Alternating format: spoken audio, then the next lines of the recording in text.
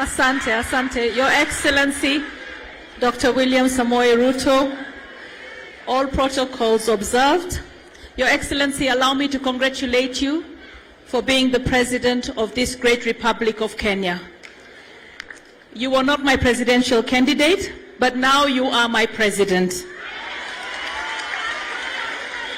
When we met in Mukuru, you asked us as members of Parliament to be wary of what you want to do for the people of this great country of Kenya in terms of housing, to put dignity back into their lives.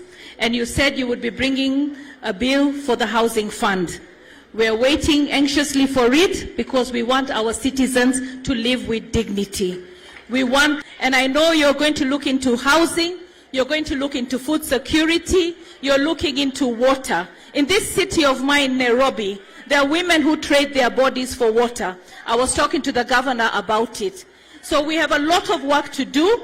What I want to say, we will join hands with you. We will give you support so that we can serve the great country that we call Kenya. God bless Kenya. God bless you, Your Excellency. Thank you.